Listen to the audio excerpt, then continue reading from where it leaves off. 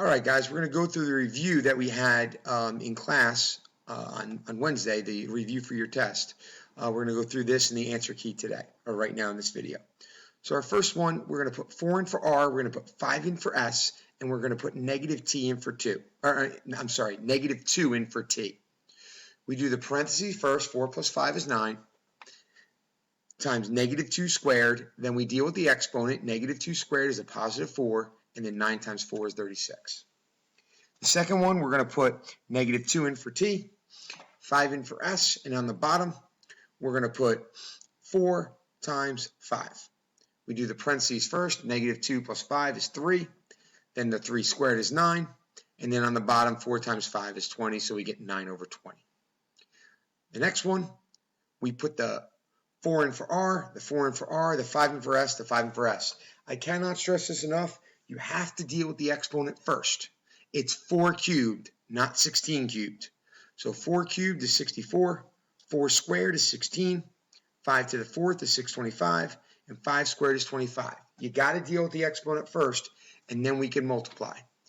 4 times 64 is now 256.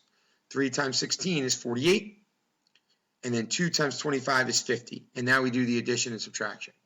256 plus 48 is 304, and 625 minus 50 is 575. In 4 and 5, we're simplifying expressions. Here we're distributing the negative. The negative makes 2x cubed negative 2x cubed, so 4x cubed and negative 2x cubed is 2x cubed. The negative 11x squared makes 11x squared positive. The double negative makes it positive. So 11x squared and negative 3x squared becomes plus 8x squared. Negative 4 minus 5, a negative 4 and a negative 5, because the negative gets distributed. Negative 4 and negative 5 is a negative 9. And our answer is 2x cubed plus 8x squared minus 9. The next one, we just distribute and combine. 2 times x and 2 times 6, 3 times 3x, 3 times negative 4. 2x plus 12 plus 9x minus 12. The 12s cancel, and 2x and 9x is 11x. For foiling, we distribute the 8x to both terms. 8x times 6x is 48x squared. 8x times negative 10 is negative 80x. 6 times 6x is 36x, and 6 times negative 10 is negative 60. So we get 48x squared minus 80x plus 36 minus 60. And then we combine the middle terms. Negative 80x plus 36x is negative 44x. And we get an answer of 48x squared minus 44x minus 60. When you have 9x minus 6 or a binomial squared, it's imperative that you write 9x minus 6 times 9x minus 6. You don't distribute the square. You actually have to write out 9x minus 6 and 9x minus 6 and FOIL it. 9x times 9x is 81x squared. 9x times negative 6, negative 54x. Negative 6 times 9x, negative 54x. Negative 6 times negative 6 is 36. And we combine these middle terms for 81x squared minus 108x plus 36. Solving for x, we're just distributing here. We distribute, you get 15x plus 21 equals negative 9. Subtract 21 on both sides, 15x equals negative 30. Divide by 15, x equals negative 2. And we can plug that back in to check it. Here, we're going to always distribute first and then combine like terms. 8x minus 12 plus 6. 4x plus 2x plus 6, when you distribute that 2, minus 6. Now we combine like terms. 8x minus 12 plus 6 is 8x minus 6. Here, the 6's cancel, and we're left with the 6x. We subtract 8x on both sides to get negative 2x. And then negative 6 divided by negative 2. We're dividing negative 2 on both sides. My x equals 3. When we have fractions like this, I'm looking for the lowest number that all the denominators go into. So in this case, 4 is the lowest number that 2, 4, and 4 go into. 4 divided by 2 is 2, and 2 times 1 is 2x. So we divide by the denominator, multiply by the numerator. 4 divided by 4 is 1, times 5 is 5. 4 divided by 4 is 1, times 9 is 9. And then we simply subtract 5 on both sides, divide 2 on both sides, and we get x equals 2. When solving a system, if it's solved for y, or solved for any variable, in this case it's solved for y, you take whatever y equals and you put it into the other equation in parentheses. It has to be in parentheses. So this now becomes 4x minus, instead of y, x plus 3 equals 9. When I distribute the negative, it leaves me with 3x minus 3. We add 3 to both sides. We divide by 3. My x equals 4. When I plug 4 in for x, 4 plus 3 is 7, so my y is 7, and I write it as a 0.47. When you have a system where it's not one variable equal to something, we've got to get rid of the variable. I like taking the coefficient of x here and multiplying it up top, coefficient of x here and multiplying it below. If they were opposite signs, you don't need to make one of the numbers negative. But when they're same signs like they are here, one of these numbers has to be negative. I made the 2 negative. When I multiply through across, I get 6x plus 15y equals 33. I get negative 6x plus 8y equals negative 10. The 6's cancel, and I'm left with 23y equals 23, and my y equals 1. I plugged that 1 back into an original equation. I did the top one. 2x plus 5 times 1 equals 11.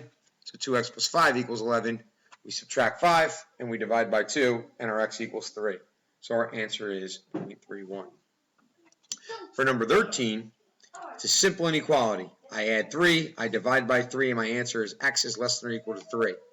We put a dot at 3, and since it's less than, the arrow goes to the left. Since it's less than or equal to, we fill the dot. Remember, greater than, less than, open dot. Greater than or equal to, less than or equal to, close dot.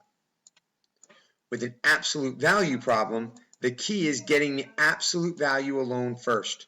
The first thing I do is subtract 6 on both sides. So I get 5, absolute value of 2x plus 3 equals 40. We never distribute through an absolute value. We just get it alone. So I divide both sides by 5, and I'm left with 2x, absolute value of 2x plus 3 equals 8.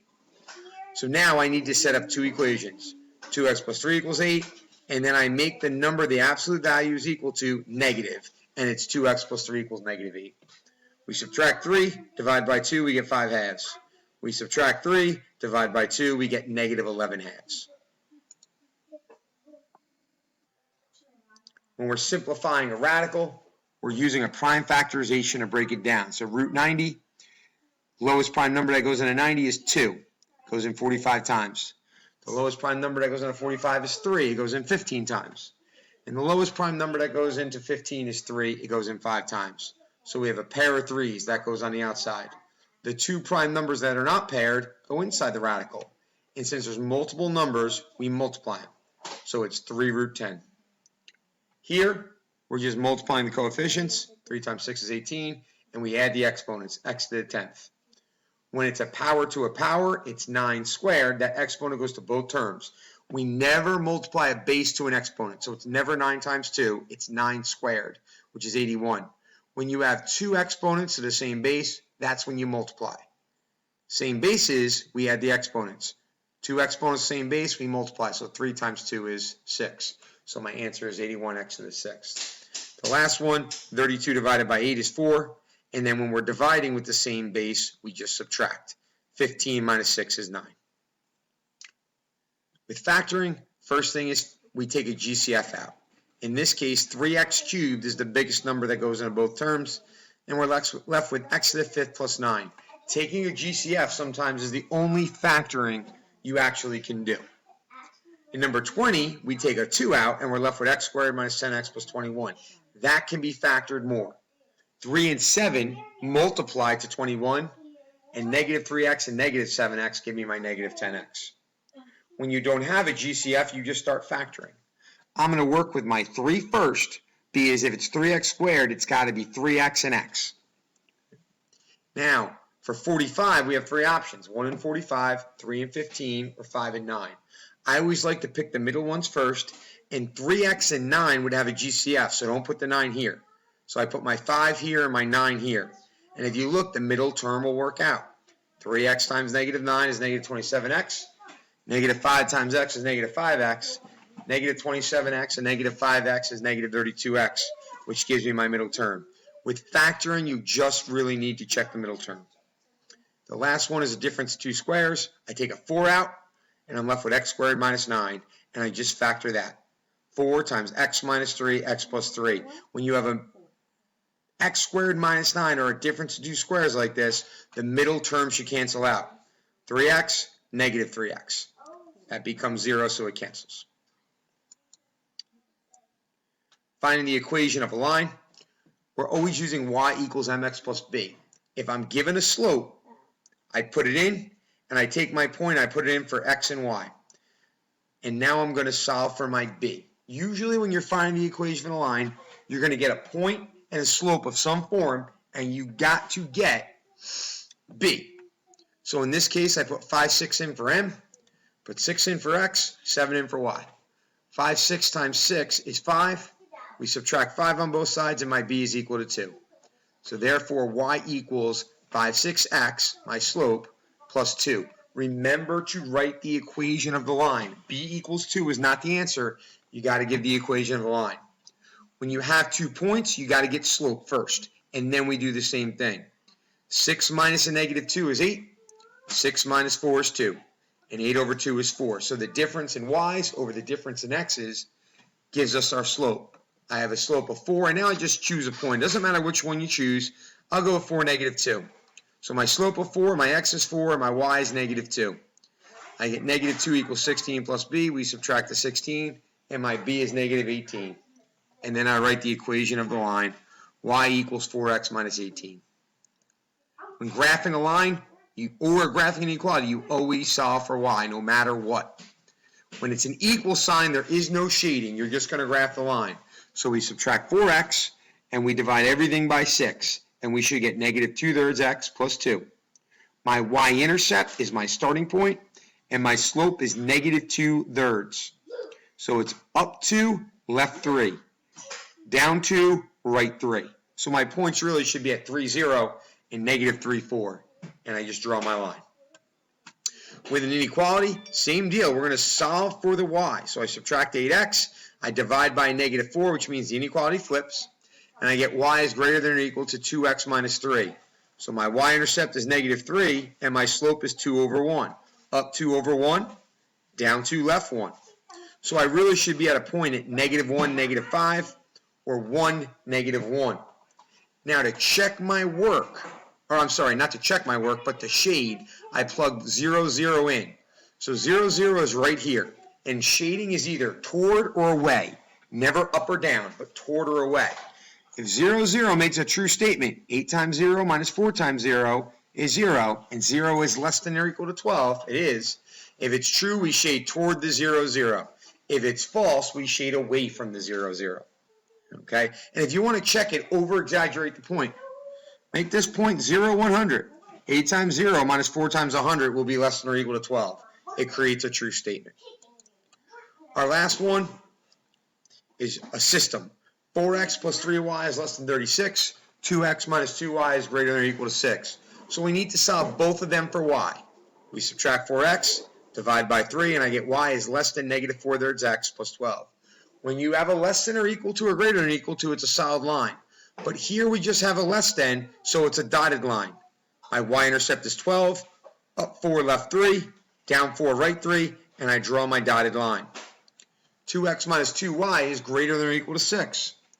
We subtract 2x on both sides. We divide everything by negative 2, so this inequality flips. Y is less than or equal to x minus 3.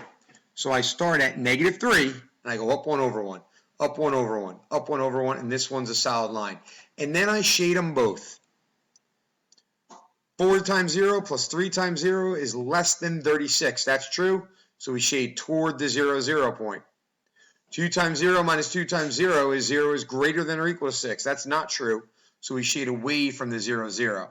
And my answer is the area where both regions are shaded right here. And I kind of draw a little circle to indicate that. All right, guys. Best of luck on your test on Friday.